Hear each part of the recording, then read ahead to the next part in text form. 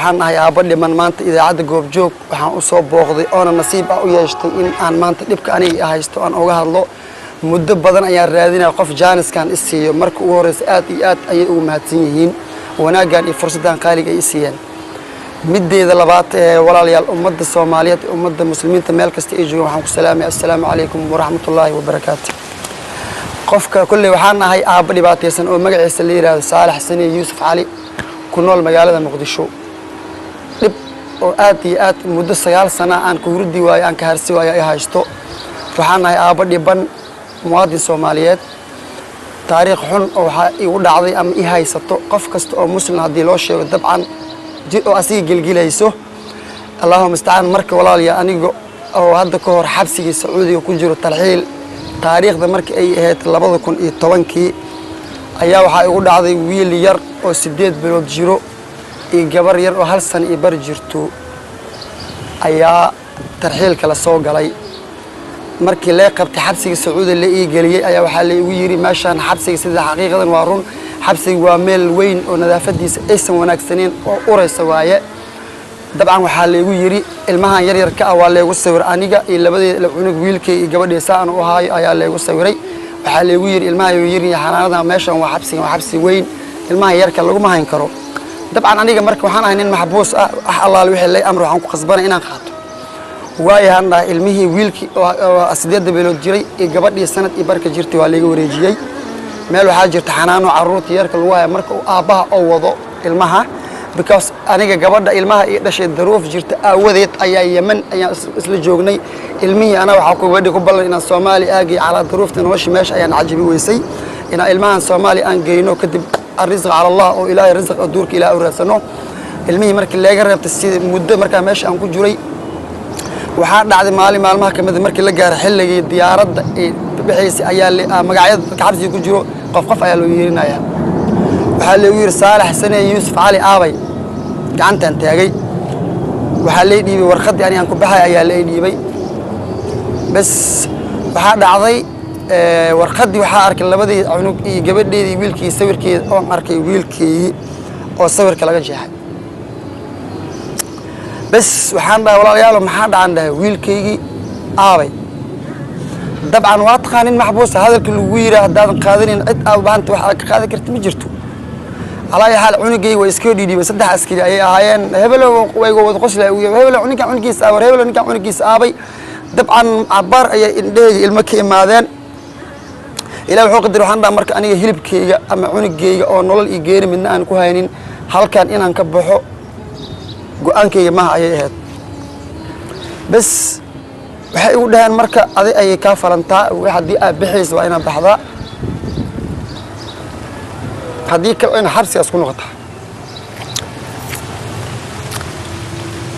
حبسي أيام كلها بتنبحها يعني هاي مدلة وطن عش يا حبسي كلها أوين هاي وبقف بينا آذنا ويرحمه أنوي بالقدرة الله لبعطن عش مركز حبسي وكل أيام حساب تمي وحن راي ما أنت عنق جاذان أودك حق بدنا إلهي هنا يا هاي ستو بس هذا إلهي أقول يوم الأيام مالمها كمية عنق بإذن الله كريم وهلس يعني يدك استي عنقت أيا شون إمتى يجدعي وحنا مرك عنقت أيا لجاها يستا يسن لعن أغلى وفصالح وين أغلى هذيك ستا عنقتان هذا قطر إيجاسيسون يس عنقتان كان دمان ماشى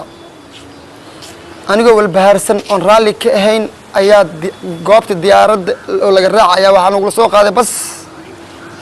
بس كمركز نقول سوق هذا عسكري أي بس كلا صعد أو قف مركزات ديارد الراعي إلا الديارد قف كسماء ديارد يريد ديارد وحتى عسكري كله أيجا سوركي أيجا ويجهان إن السد حذين أي سورك هو نقلق هذا سورك ويل كي ويك جهان أيجا وحقيقي كان أنيجا يجبدني وكلي أي سور كانن لكن أي وحي اللي بين قدر الله يا صوت وحي اللي بين سد هذه مجا إلا المشان سلمو صالح سني سلمان صالح سني صالح سني سد هذا قفا برتهم كقرن أي وحي اللي بين مركا مجا مشان كقرن أي اللي بين سور كويل مركا جهان أي عسكري ديارد أكتجنا وحكويري ورنيه عسكري كل أيوة وحكوي ورنيه مشان سد مجا يا كقرن لا وقف أيانا صعته ما يقف كسد سلمان صالح سني أبا لقيري askari ayaa la qabtay garabkii oo diyaarad ag taagna ayaa gacanta la qabtay waxa gooniya loola baxay Allahu a'lam waxa ay dhaheen waxa ay wax isku sheegeen okay ayay dhaheen aniga si ayaa diyaaradda lagu saaray xaqiiqadii waxa dhacday diyaaradda markii ay sii kicisay ilaa ma hawada ay ka gasho waan fiirinay meesha cunugeyga leeyaga reebtay waan fiirinay waxa laakiin niyadeeda ku qorneed wama hay'atul dunya illa mataa al-ghurur allah adduunka inta lagu noolaana wax yar ah haddii aan noolahay inaa cunugey oo xalaal yahay dhiigay hilibkii waxa ogaa maalmaha kamid ah inuu ilaahay ii soo yeerin doono waan fiirinay ilaa hoos diyaaradda ay ka kacdo waan fiirinay bil qudratillah wadankayga ay imaad isla xiligaasna awood waa yeela waayay qof wax ii qabato because aabo waxaan aad xaqiiqada daruufaysan yamanan ka imaaday wax shil oo isku furtay markaa muqdisho aan ka soo degay $1 jeebkii kuma aysan jirin waalidiintii ayaa u imaaday xaqiiqadii waalidkayga aabay waa oday 80 jir ah hooyadeen waa yeel aaba wiilkii markay dhan aab neefsadeed ayaa iqaabay waxaan aaba wiilkii iga geeriyooday because haddaan dhaho aaba wiilkii iyo aan hooyo aan u sheego xaqiiqada waalidka duruufaysan ay ahaayeen ma aysan awoodin maanta inay raadiyaan way walbahaari lahaayeen way murugoo lahaayeen balse waxaa isdhaa saalax adaa nin rag ah ninka raggan adduunyada wuxuu u joogaa rafaad iyo raaxa intaba u joogaa waxaan dhahay marka adiga le ana nafsadayda ilaa xilligaas 9 sanadood ana nafsadayda iqaabay aniga nafsadayda ku qarsanay waxaa dhacday inaan iska laabto aan laabto waxaan u laabtay Yemen xamar xoogaa markaas ma sha Allah tabarakallah maanta dawladda Soomaaliyeed waxa leenahay xaqiiqada lagu faani karo ayaa leenahay ma aysan jir xaaladda maanta muqdisho markaas xilligaas waxay ahayd nusna dabcan waa iska warqabnaa inaan dabcan waa qof kasta Soomaali uu ogyahay muqdisho 2010 waxay ahayd dabcan ayada kala bar xoogaa problemkeeda aad u badnaa waan laabtay waxaan ku laabtay Yemen anigoo markaas salaada tukad Allah bari jiray dhihi jiray cunigeeda haduu hilibkaada xalaal yahay maalin buu Ilaahay ku soo yirin doonaa meesheeda iska joogay alxamdulillah gabadhi xaaska ilmaha irash waxay u dhahay saalaxo wiilkeeni me waxaan dhahay wiilka qadar Allah ayaa nagu dhacday qadarta Allah qof kasta way ku dhacaysaa annaga waxaan nahay bini aadan daciif aan nahay amar Allah ayaa nagu dhacay ubadka shal Ilaahay ayaa wiilkaasna siiyay bi insha Allah ta'ala bedelkiisna Ilaahay noo gargaaray ha isdhiibina ismurjin niyadda qabowj ayaan gabadha xaaskeyga oo dhaadhicay inay taariikhdaas igu dhacday alxamdulillah rabbil alamin xilligaas kadib 5 caruur Ilaahay si ma sha Allah tabarakallah iyo gabadhii hore Soomaaliya oo ka 6 caruura marka walaalayaal waxaan ahay aaba dhibaataysan oon hal habeen 9 sano oo dhalato aan hal habeen hurdo raacal aan hurdin maanta ma awoodo inaan baxo diyaarad aan raxdaa maanta awood aan lahaa inaan baxo diyaarad aan raaciyo Sacuudi tiilahay ayaan dhihi lahay safaarad in loo kasta ayaan gali lahay waxaan dhihi lahay maanta cunugii ay iga maqan laakiin ma awoodo maanta subaxdii ayaan soo kacay ilaa 3 saac 4 saac mooto laba lugaaley ah dabcan waa ogtiin nolosha dabcan qofka doosan waxba haysan rizq xalaal si kasta oo ku soo galo inaa ku raadisaa mooto laba lugaaley ayaan wataa ilmahayga subaxdii ilaa 4 saac 4 door 5 door waxa helaya ilmahayga uga raadsadaa waa imaada waxaan wareegaa xafiis kasta waan garaacay alxamdulillah maanta Ilaahay wuxuu ii saalay idaacada goob joog maanta madaxda kor ahaato way jirtaa maanta idaacado badan oo Muqdisho aan tagay oo isbuuc idaacado badan oo Muqdisho aan tagay way jiraan xaqiiqadii ana qof bini aadan aan dulmin waxa Ilaahay igu og yahay qof kasta marka uu wax igu jawaabay ilaa aan daruuf ay iga muuqato balse qofka dooli bisan yahay gaari oo wato dabcan waa la soo dhaweynaa waa ognahay Soomaaliya kaliya adduunka ilaa saas ka jirtaa balse qofka daruufaysan dabcan waa ay ogtihiin waxa wax ku taraa nin oo dhiig Soomaaliyeed amba oo ku jiro dhiig Soomaali ama damiir walaatinimo ama damiir muslimnimo oo ku jiro maanta xaaladda ku suganahay ayaa og marka hore ma hadda Allah ay u sugtay marka labaadna idaacada goob joog Ilaahay waxaan ka baryaa inuu dib iyo cadow ka haayo biidnillaahi kariim sharn Ilaahay ma tusaayo marka walaalayaal cunugay waa ka sawirkiisa waxa la yiraahdaa Salmaan Saalax Sani waa wiil Soomaaliya nasiib darradii adduunka qof bini aadan ku dhacdo tii ugu xumad ayaa haysato 8 bilood asigoo jiro ayaa la reebtay 4 darbi xabsiga Sacuudi Arabiya tarxiilka ayaa awood leh iga reebtay 8 bilood 4 darbi dhaxdiisa la geliyay ayaa teer iyo maanta 9 years 9 sano ayuu cunugeyga waxbarasho la'aan mustaqbal la'aan dib la'aan ayaa haysato please hadii uu jiro qof muslim ah amba qof dhiig Soomaaliyeed leh marka ugu horeysto waxaan halkaan la hadlayaa aabbaha Soomaaliyeed mudane Maxamed Cabdullaahi Farmaajo ma sha Allah madaalaha maskiin umciinaha meel kasta ay joogaan ra'iisul wasaaraheena Xasan Cali Khayre walaha wasiirada ra'iisul wasaarayaasha inta Soomaali oo maanta dhiig Soomaaliyeed oo ku jiro cuniga waa cunigeeni ma ahan aniga oo kaliya inaan aabba aan u ahay qof oo anfacaya allah iyo rasuulkiisa ayaa og waa nin Soomaaliya waa maanta nin aan awood u leeyahay ficiisa waxay baranooyiin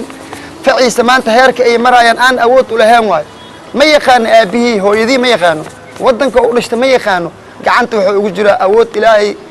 oo dabcan ilaahay aan ahayn awood bini aadan ayuu ku jiraa walaalayaal haddii lay dadaalo Soomaali ama qof muslim meel kasta adduunka aad ka joogtaan waxa idinka baryayaa in aad igu caawisaan sida wiilkayga habeen murdo hooyadiin ilaa hadda nolol igeer ay u dhaxaysaa laba miir ay iga tahay marna ayadii ayaan soo fiiriyaa hooyada waxay cuna leedahay ilmihayga ayaa u raadiyaa marne cunigayga ayaan raadiyaa anoo tabar daran oo maanta awoodin in aan xataa gaari ama wax inaan raaco aan meel ugu tag ma awoodo saacadaas ay la hadlaayo mootabil waali ayaa wataa ma haysta xataa ayada xataa shidaalka wiil saaxiibkay hal door bar hadda aan ka dirsaday marka please ma ahan meesha wax soo fariistay inaad dabcan qofkan gurraas aaba dhibaataysan ayaan hilibkii ayaa iga maqan waxa idinka codsanayaa ummadda Soomaaliyeed aad tihiin in aad maanta iga seexanina maanta qof wali wiilkiisa og yahay ducaa hal habeenka maqaya ama ka soo dhaco dhibaatada oo mara waa wada ognahay marka halka ku soo gabagabeynaya aaba dhibaataysan ayaan hay yaan la iga seexanin nin kasto oo arka muuqaalkan daawado ama Facebook ka akhriyo please ha share gareeyo waa walaalkiina waxa maqan cunug saqiir ah maanta wax barashadiisii 9 sanadood 4 darbi dhaxdiisa qof bini aadan oo muslim arxama aan lahayn daruuf ayaa ka muuqato funaanadaas u jeedin maanta asiga eeyaha iyo mukalaalaha oo xabsiga raashin ku cuno hal meel ay isla seexdaan maanta cunug nin ogolaanaya ma jirto muslim gaal ahaado wiilkiisa oo dhibaataas u nool waxa idinka codsanayaa please dad muslimiin aad tihiin cunugayga in laga seexanin sawirka ninka arko inuu share gareeyo please ala caawiyo aaba dhibaataysan ayaa ahay muhiim aan dhaqaale in lagu caawiyo muhiim maahan laakiin waxa muhiim in la soo duceeyo waxa muhiim ninka aaba dhibinto ku nool in la soo xiriiriyo telefonkii uu arki doonto idaacadda goobjoog ayaa si Facebook idinku soo qori doonto aydan baryaa cunugayga la raadiyo yaa laga seexan mustaqbalkiisa waa lumay laakiin hadda waa ka gaari karaa haddii la soo badbaadiyo cunugayga qof muslim oo caawi ma waynayo laakiin hal laga soo bixiyo afartaas darbi dhaxeeyo